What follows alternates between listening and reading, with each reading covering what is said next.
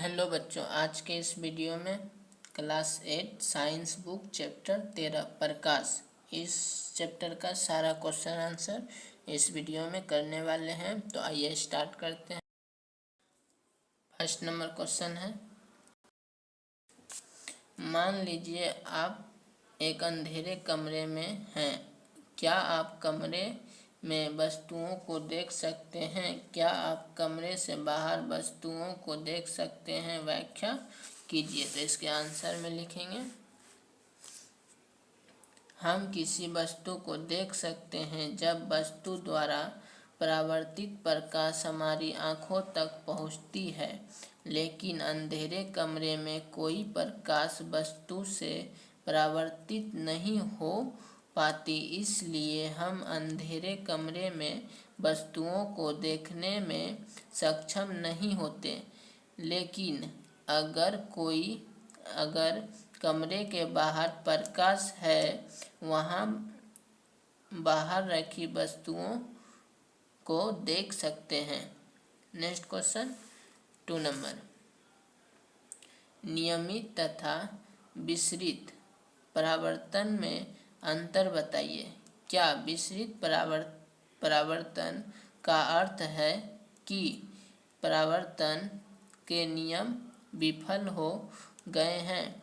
तो इसके आंसर में लिखेंगे, अंतर लिखना है। इधर एक नियमित परावर्तन, इधर विसरित वस्तुएं। 1 नंबर में एक प्रकाश चिकनी पृष्ठ पर परावर्तित होती है। विपरीत परावर्तन खुरदरे पृष्ठ में होता है। 2 नंबर में यह किरणें को विशेष दिशा में परावर्तित होता है। यह किरणें अनियमित दिशाओं में परावर्तित होती है। 3 नंबर में उदाहरण,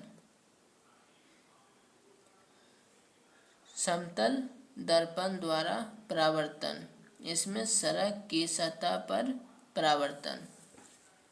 नेक्स्ट क्वेश्चन 3 नंबर, निम्न में से प्रत्येक के स्थान के सामने लिखिए। यदि प्रकाश की एक समांतर किरण पुंज इससे टकराए तो नियमित परावर्तन होगा या विसरित परावर्तन होगा? प्रत्येक स्थिति में अपने उत्तर को औचित्य बताइए। क नंबर में पॉलिश युक्त लकड़ी की मेज। एक पॉलिश लकड़ी की मेज चिकनी पृष्ठ का एक उदाहरण है, इसलिए यह प्रकाश की किरणें उससे परावर्तित होती है तो एक नियमित परावर्तन होता है। दूसरा, चॉक पाउडर में अनियमित पृष्ठ होती है, इसलिए जब प्रकाश की किरण इससे परावर्तित होती है तो एक विसरित परावर्तन होता है। 2 नंबर में गट्टे का पृष्ठ। एक कार्डबोर्ड के अनियमित पृष्ठ होते हैं, यह इसलिए जब प्रकाश की किरण उससे परावर्तित होती है तो एक विसरित परावर्तित होती है। 2 नंबर, संगमरमर के फर्श पर फैला जल। संगमरमर के फर्श पर फैला जल चिकनी पृष्ठ प्रदान करते हैं, इसलिए जब प्रकाश की किरणें इससे परावर्तित होती है तो एक नियमित परावर्तन होता है। 2 नंबर, दर्पण चिकनी पृष्ठ के एक उदाहरण है, इसलिए जब प्रकाश की किरण उससे परावर्तित होती है तो एक नियमित परावर्तन होता है। 4 नंबर, कागज का एक टुकड़ा चिकना दिखाई दे सकता है, लेकिन इससे कई छोटी अनियमितताएं होती हैं। इसलिए जब प्रकाश की किरण इससे परावर्तित होती है तो एक विसरित परावर्तन होता है। नेक्स्ट क्वेश्चन 4 नंबर, परावर्तन के नियम बताइए। परावर्तन के नियम, आपतन कोण परावर्तन कोण किरण के बराबर होता है। आपतित किरण परावर्तित किरण तथा परावर्तक पृष्ठ पर आपतन बिंदु पर खींचा गया अभिलंब एक ही तल में होता है। नेक्स्ट क्वेश्चन 5 नंबर, यह दर्शाने के लिए कि आपतित किरण परावर्तित किरण तथा आपतन बिंदु एक अभिलंब पर ही तल में होता है, क्रियाकलाप का वर्णन कीजिए। आंसर में लिखेंगे, किसी मेज या ड्राइंग बोर्ड पर सफ़ेद कागज की शीट लगाइए। एक कंघा लीजिए और इसके बीच में एक दांत को तोड़कर सभी खुले स्थानों को बंद कर दीजिए। इस कार्य के लिए आप काले कागज की एक पट्टी उपयोग कर सकते हैं। कंघे को कागज की शीट से लंबवत पकड़िए। एक टॉर्च की सहायता से प्रकाश डालिए। टॉर्च तथा कंघे के थोड़े से समायोजन के पश्चात आप कंघे के दूसरी ओर कागज की शीट के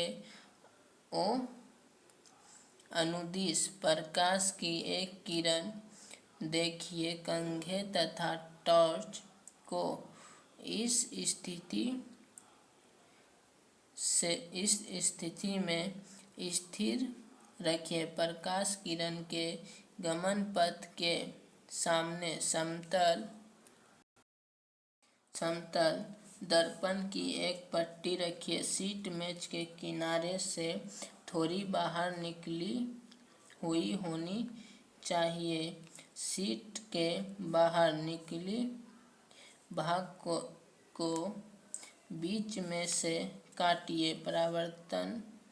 परावर्तित किरण को देखिए। सुनिश्चित कीजिए कि परावर्तित किरण कागज के बाहर निकले भाग पर भी दिखाई दे। कागज से बाहर निकले उस भाग को मोड़िए जहां पर परावर्तित किरण दिखाई दे रही है। कागज के मूल स्थिति के वापस लाएं। जब मेज पर कागज की पूरी शीट फैलाते हैं तो यह एक तल को निरूपित करता है। आपतित किरण आपतन बिंदु पर अभिलंब तथा परावर्तित किरण के सभी इसी तल में होते हैं। जब एक कागज को मोड़ देते हैं तो हम एक नया तल बना लेते हैं जो उससे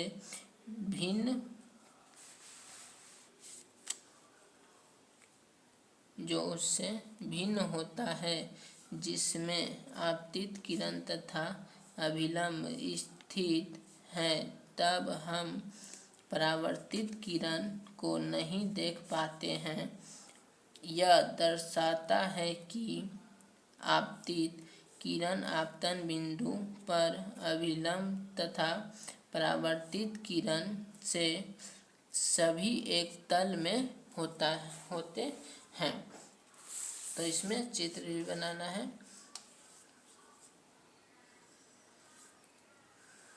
ये रहा चित्र। इस तरह से मेज पे एक कंघा ले लेना है, जैसे ये कंघी है, इसके बीच में एक होल छोड़ के बाकी ढक के यहाँ से टॉर्च का रोशनी देना है, यहाँ पे आकर के कांच पे पड़ेगा और फिर इधर जाएगा। तो ये मिरर है और फिर एक ये वाला भी देखना है।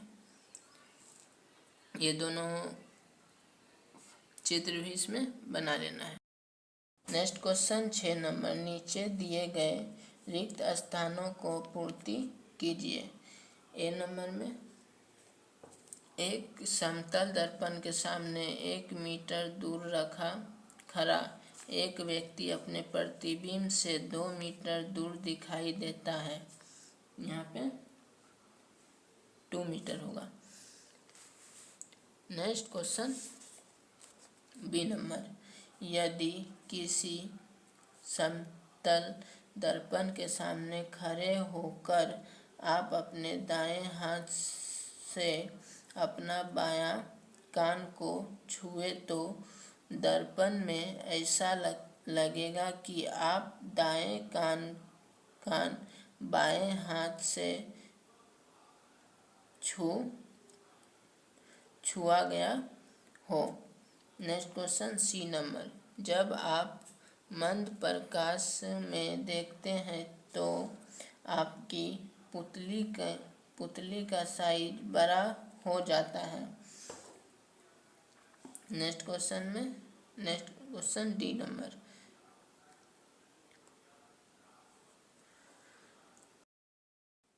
रात्रि पक्षियों के नेत्र से शलाकाओं की संख्या की अपेक्षित शंकुओं की संख्या कम होती है। नेक्स्ट क्वेश्चन 7 नंबर, यहाँ बोला प्रश्न 7 तथा 8 में सही विकल्प छांटिए। 7 नंबर क्वेश्चन, आपतन कोण परावर्तन कोण के बराबर होता है। तो ये सदैव आपतन कोण सदैव परावर्तन कोण के बराबर होता है। 8 नंबर, समतल दर्पण द्वारा बनाया गया प्रतिबिंब होता है, कैसा होगा? इसका ख नंबर, आभासी दर्पण के पीछे तथा बिंब के साइज के बराबर। नेक्स्ट क्वेश्चन 9 नंबर,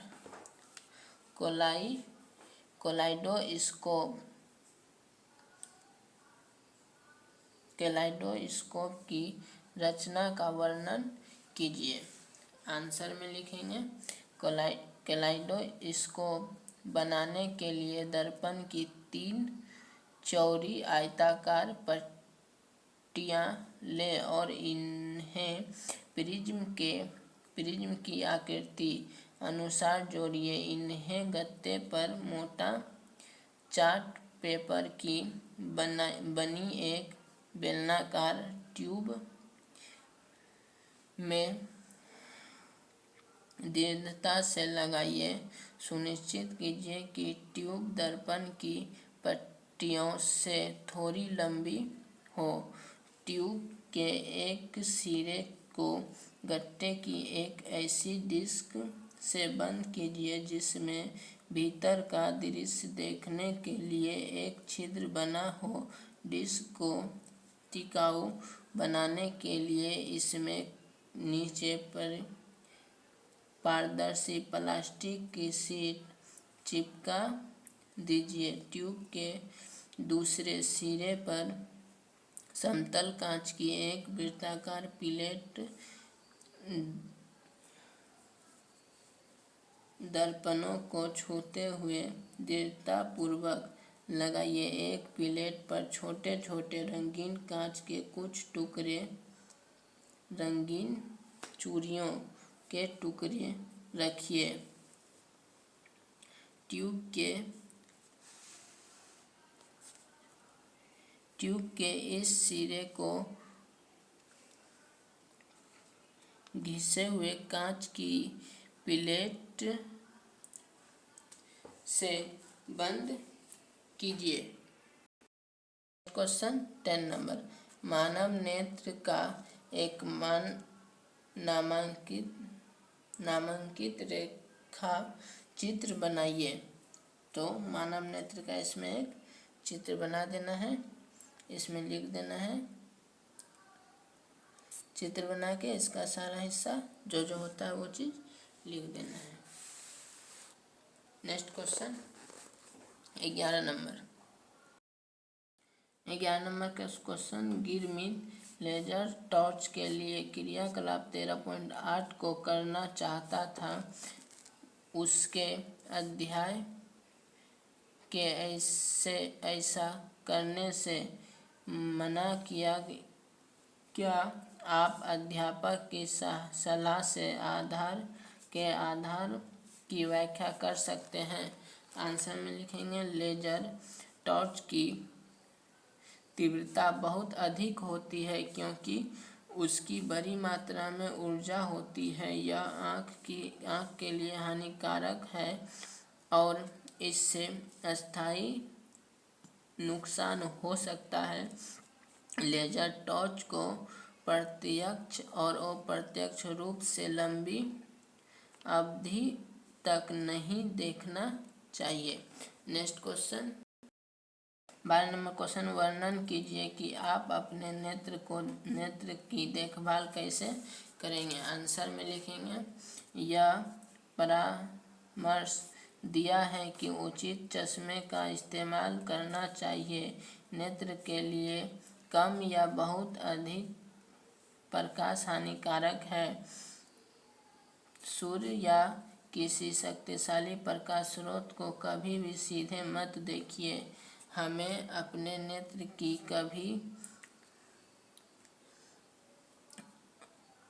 कभी रगड़ना नहीं चाहिए।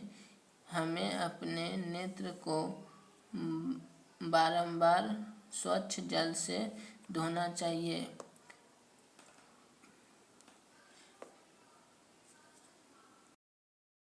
पढ़न सामग्री को सदैव दृष्टि की सामान्य दूरी पर रखकर पढ़ना चाहिए।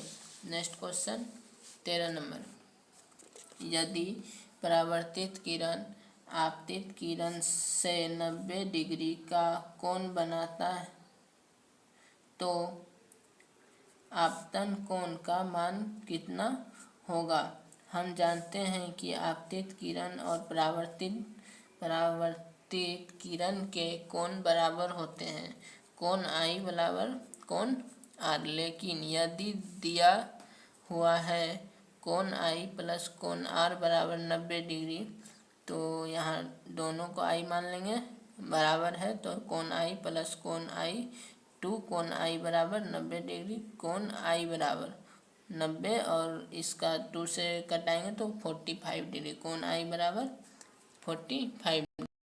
नेक्स्ट क्वेश्चन 14 नंबर, यदि दो समांतर समतल दर्पण एक दूसरे से 40 सेंटीमीटर के अंतराल पर रखे हो तो उनके बीच रखी एक मोमबत्ती के कितने प्रतिबिंब बनेंगे? अनंत प्रतिबिंब बनेंगे। नेक्स्ट क्वेश्चन, दो दर्पण एक दूसरे के लंबवत रखे हैं। प्रकाश की एक किरण एक दर्पण पर 30 डिग्री का कोण पर आपतित होती है, जैसे कि चित्र 13.19 में दर्शाया गया है। दूसरे दर्पण के परावर्तित होने वाली परावर्तित किरण बनाइए। इसमें ये दोनों चित्र बना देना है। एक इस तरह से यहाँ से किरण आया और इधर साइड गया, यहाँ पे 30 डिग्री हो जाएगा। और फिर दूसरा ये दर्पण में यहाँ से आया, ये 30 डिग्री बन जाएगा और यहाँ से गया फिर यहाँ से इधर जाएगा, तो यहाँ 60 बना, यहाँ भी 7 डिग्री बनेगा, यहाँ 30 डिग्री बन जाएगा। नेक्स्ट क्वेश्चन 16 नंबर, चित्र 13.20 में दर्शाए अनुसार बूझो। एक समतल दर्पण के ठीक सामने पार्श्व से कुछ हटकर एक किनारे A पर खड़ा होता है। क्या वह स्वयं को दर्पण में देख सकता है? क्या वह पी क्यू तथा आर पर स्थित बिंदुओं के प्रतिबिंब भी देख सकता है। तो इसके आंसर में यहाँ एक दर्पण बनाएंगे, चित्र 13.20 ये वाला चित्र बना लेंगे बुक से खोज के। यहाँ पे